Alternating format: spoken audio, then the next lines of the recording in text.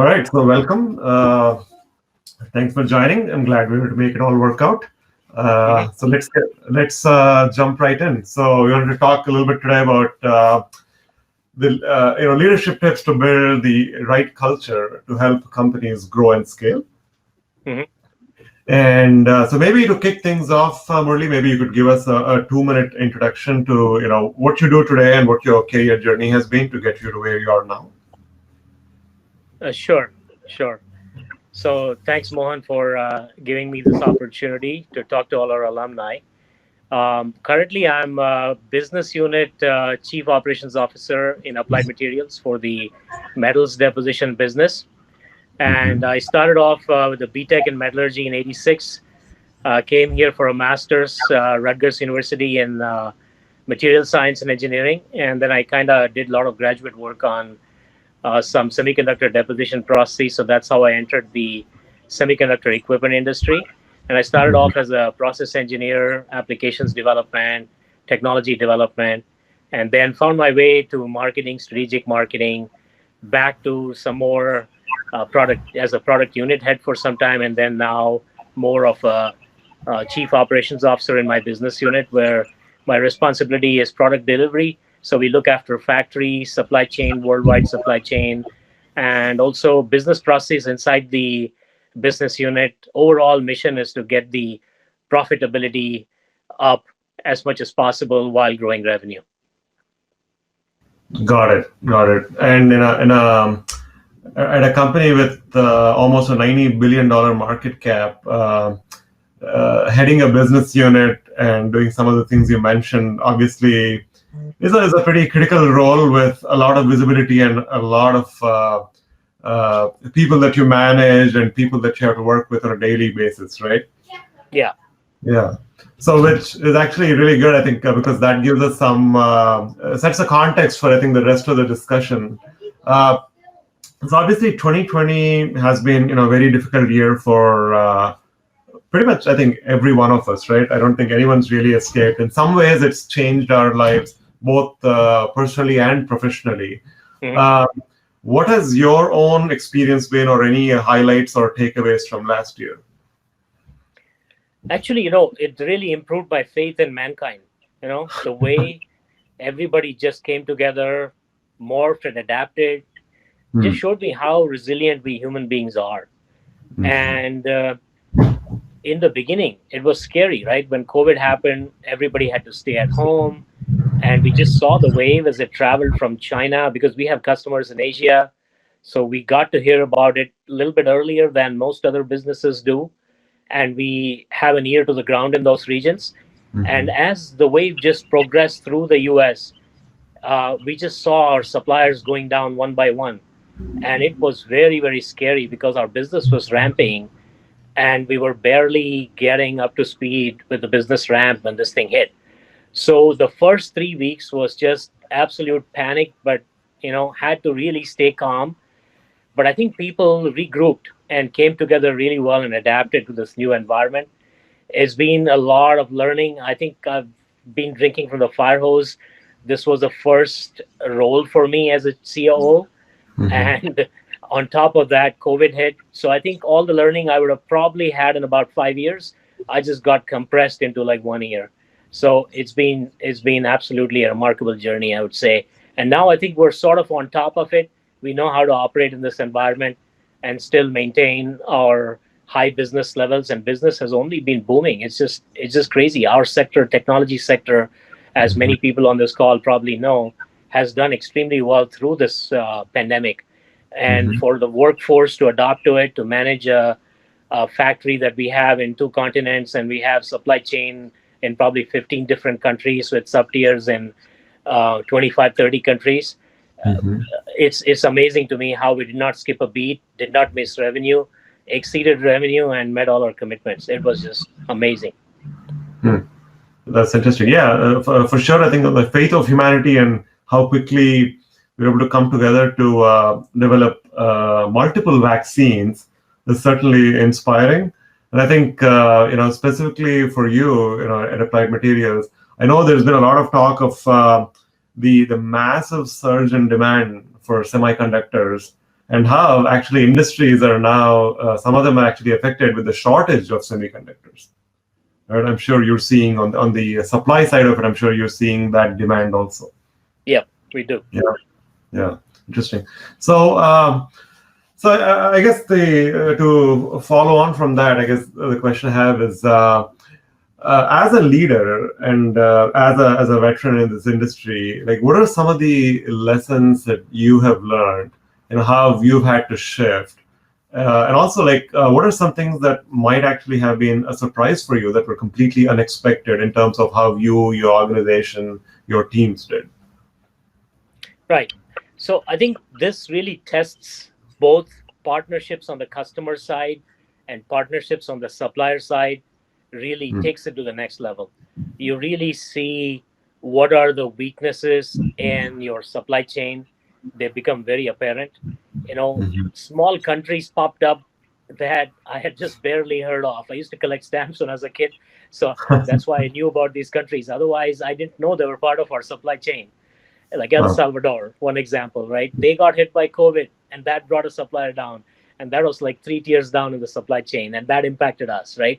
So Mhm. truly, we used to have this poem growing up, for want of a horseshoe, the kingdom was lost. We encountered situations like that many times. But again, in every case, we managed to recover and make it happen. And that Mm. was really so that the importance of teamwork, I think, Mhm. becomes more, in our sort of individualistic society. We sometimes forget how important teamwork is. And just by accessing and getting our suppliers to sort of fall behind us, and they all did that.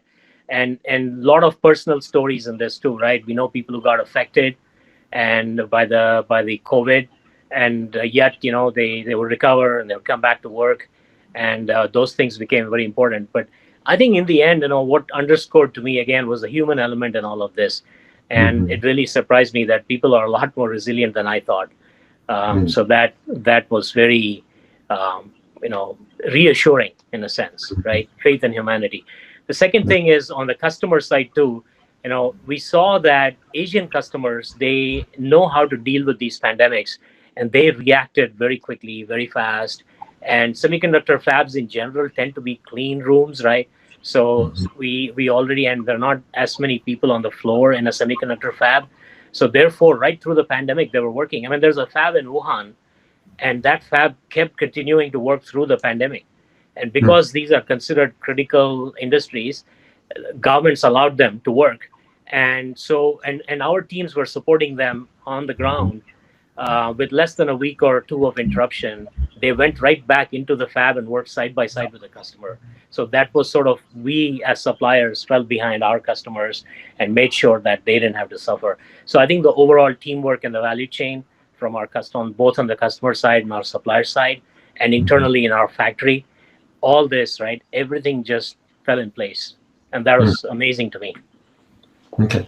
Um, which certainly strikes a chord. I think in biology, there's this concept of how certain external stress-inducing mechanisms actually force the organism to adapt and actually thrive, right, within reasonable levels of stress, not obviously unreasonable. So it sounds like at a macro level, this is similar to that, where this totally unexpected thing that happened out of the blue forced teams as a whole teams and humans to respond.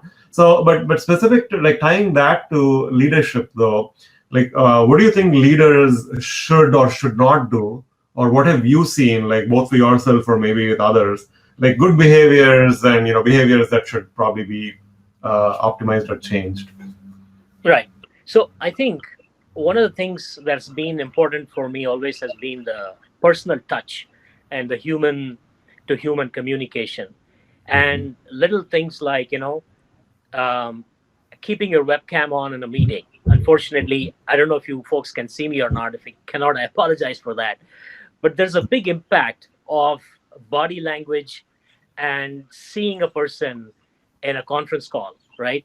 So in the beginning, we had a lot of bandwidth issues and so on. But as the systems got better, as the company adapted very quickly to new information technology systems and platforms, we got better in terms of being able to communicate with audio and video, right? Mhm. And that transformation also helped a lot because this morning I had a meeting with my supplier on the East Coast that is having a lot of issues, and Mhm. we had about 12 people.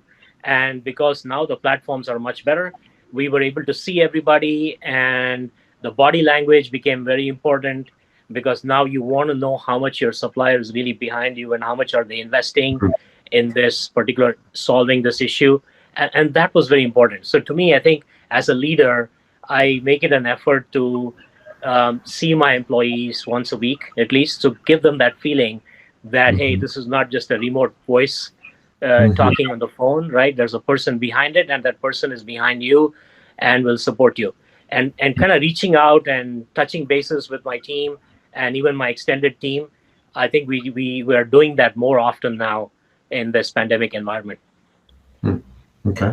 Yeah, I think there's something to be said for that for sure. And also, like I was reading recently that some managers, like just given the fact that everyone's going through something which we may or may not be aware of, they said like in one-on-ones, for example, just spend the first 5 minutes asking how your employees are doing, right? And just try to find out if there's things that are happening that you can support or you can help with or understand a little bit more, because obviously what happens in the background impacts someone's performance at work.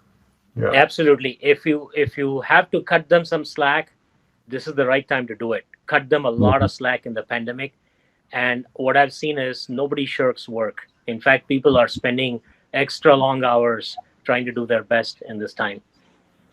Yeah, yeah, for sure. And also, I think there's also been some chatter about how, given the commute times have gone down for a lot of people, many of them are redeploying that time for work, and I think it's good to see a lot of that commitment come through. Uh, so the other thing I wanted to ask you was, and this is a little bit, probably out of the blue, but just some of the things you were saying made me think of this. Is It's one thing to obviously manage the teams that you have and all of that, but another big part of leadership is also to attract the right talent, right? And hiring, I know, has also completely shifted. And whereas it used to be someone walking into an office, spending half a day or a full day meeting 8 different people over the day, and then maybe multiple days. Now everything is, I think, more or less remote, right? Uh, I don't know if that's an area that you can speak to, but if you can, I would love to understand anything that you've done yourself in those interview processes and these all remote processes to try to really assess and learn candidates and their strengths and weaknesses a little bit better. Maybe any color you can add to that. Yes, yeah, you actually bring up a issue that is very close to my heart right now. My entire team is churning right now, and I've had to Mm. rehire, and I've got some extra people also that we've added because of this growth in this environment. So I've had to do all my interviews remote, and Mhm. body language is even more important in an interview than in a meeting. Mhm. But what I've done again is using video conferencing and just the experience I have in interviewing and also selecting very skilled interviewers, right, and keeping the interviews to a minimum, but selecting some key interviewers who do a much better job than others. I've been able to recruit a really good team. Mm. And I think this pandemic has also been a time of churn for many other employees too. Just as my team has churned, I think other teams have also churned where people are actually looking for new opportunities. Mm. And of course, one of the challenges is how to bring them on board. Now that I have these Mhm. employees, how am I going to train them? How am I going to introduce them to the rest of my team? Because Mhm. our business tends to be very sort of uh, meetings tend to be in person, and that's the Mm. culture. And now Mhm. we're all adapting to this remote environment. But how do I bring these new folks up the learning curve by introducing them to the right people and training them? One of the things we did in the company about 3 years ago, because of a visionary executive we had, was all our training moved online. So we Mm. have this sort of Coursera type platform on which we have training courses, and I'm really so appreciative that we did that.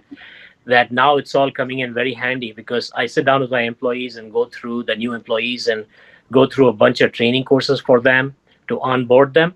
I'm Mhm. also spending about 2 hours every week in training sessions through video calls where I, teach them about our business and what's needed and what's important and what to look for. So more of these informal sort of training sessions, and I try to rope in other experienced employees as well who can help train these new people coming on board. So I think the ability to select people through a interview, through a remote interview, and just looking at the resumes and having that gut feel about that person, and then backed up by having two or three other key interviewers that you trust, I think becomes even more important in this sort of environment. Hmm. Yeah, 100%. I mean, yeah, that's a topic. It's funny you said that's a topic near and dear to your heart, and that's a topic that personally, in my own professional capacity, it's also near and dear to me. Like, I'm not doing a lot of hiring as such, but there's definitely been. I've had to onboard a few employees in the last few months, 100% remote. And the other aspect is, once you onboard someone, like how do you kind of keep your finger on the pulse as to how they're doing, what else is going on, the productivity, and also how are they working with other people in the company and the organization, right? Because those things become important. And this whole other angle, not specific to me, but in general, is, for sure, everywhere you have people who are introverts and extroverts. And how do you then, kind of think about that? And as a leader, like how do you make sure that even the introverts have a chance to actually communicate and really bring the best to work? Right. I think this is where a mix of the type of meetings and the size of the meetings and who are in those meetings, you can sort of use a judicious blend Hmm. and tailor it, where the extroverts tend to come out even in big meetings, and they Hmm. tend to dominate too much and take too much airtime in smaller meetings, right? So what you can do is you can have the bigger meetings, you can let the extroverts go, but have smaller meetings for the introverts and sort of control the extroverts in that meeting and make sure that the introverts are getting enough airtime, and then have one-on-ones with the introverts to make sure that their voice is being heard and sort of push them to be a little bit more vocal and outspoken. And this is actually a great chance, Mohan, for people to upskill themselves. I feel, this is the time you need to transform yourselves. If you are an introvert, this is the time to get extroverted. This is the time to learn how to speak, how to communicate, how to engage with your audience, how to be crisp, how to be efficient in communication. On the Hmm. other hand, if you're an extrovert, this is a great time to put on your listening ears and be a little bit more sensitive and listen to the other person, and Yeah. and process that before you open your mouth next time, right? Yeah, no, that's really good advice. In fact, I think that kind of leads into the last part of what I was going to ask you is, any specific pieces of advice that you might have based on your own experience. So certainly, I mean, I think what I picked up is if you're interviewing, make sure that you pick the right people who are skilled at interviewing. Like, don't, I guess, don't overwhelm the candidates with 3 days of meetings, but have a smaller number of focused, good interviews. That's one. Yes. Two, check in with your teams periodically, one-on-ones, FaceTime, body language, right? Three, Mhm. personality-wise, make sure that everyone on your team has a chance to both talk and listen. Yes. Yeah? Okay. Yes. Anything else you would like to add to that? And if there's a last thing I would like to say is this is the time to upskill, train yourself. Even if you're experienced, learn new things like I'm doing now, learning a new like operations and going deeper into the supply chain, figuring out how to work with suppliers. I never did this in my 25 plus years in the industry, and now I'm doing that, and I'm just appreciating what goes into delivering a product, shipping it, making sure it's on time, making sure it's good quality. And this is great learning for me. Hopefully, it'll take me to the next step of being able to run a big enterprise by myself as a general Hmm. manager. Okay, that's fantastic. You actually, let's make one related point is I should probably do this too because I've been doing this, but I know Bill Gates said in the last few years said every single knowledge worker, like which is all of us, should really, the only way to succeed is by spending an hour every day. So basically 5 hours every week learning and developing your skills and up leveling yourself. So it seems like there's a good opportunity for those of us that want to do it to actually do it. I myself need to do it, and after today, hopefully, I will. So thank you very much, Murali. I really enjoyed our discussion. Thanks, Mohan. Appreciate the time. Okay, thank you. Bye.